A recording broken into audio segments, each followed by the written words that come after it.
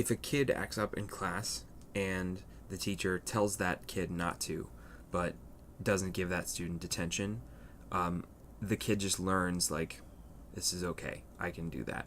And if another kid sees that happen, that other kid is going to think, wow, I might be able to do that too, and I might not get in trouble. And if that kid does it and the teacher says, hey, stop, and never gives that kid detention, eventually the classroom is going to reach sort of unspoken understanding that the teacher is going to say that this is a rule, but it's not actually a real rule. It's an empty threat. It's a false rule. The St. Louis verdict is a societal level analogy for this.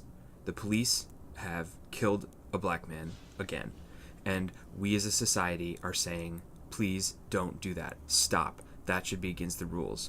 But again, the police are not being held accountable in our justice system. And if there is no accountability soon, like the classroom, everyone learns that this is not a real rule.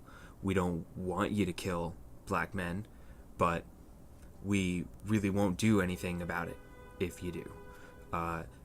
With no accountability, what we are saying to society is, ultimately, this is okay with us. There are spoken laws, and there are true laws.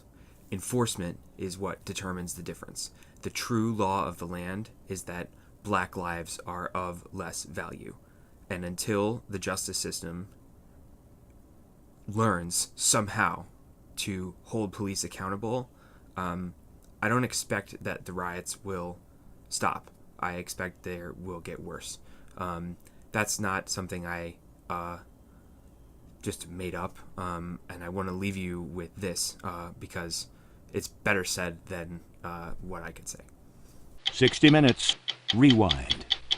And I contend that the cry of black power is at bottom a reaction to the reluctance of white power to make the kind of changes necessary to make justice a reality for the Negro.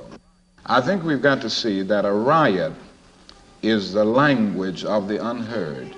And what is it that America has failed to hear? It has failed to hear that the economic plight of the Negro poor has worsened over the last few years. How many summers like this one do you imagine that we can expect? I think the answer about how long it will take will depend on the federal government, on the city halls of our various cities, and on white America to a large extent. This is where we are at this point, and I think white America will determine how long it will be and which way we go in the future.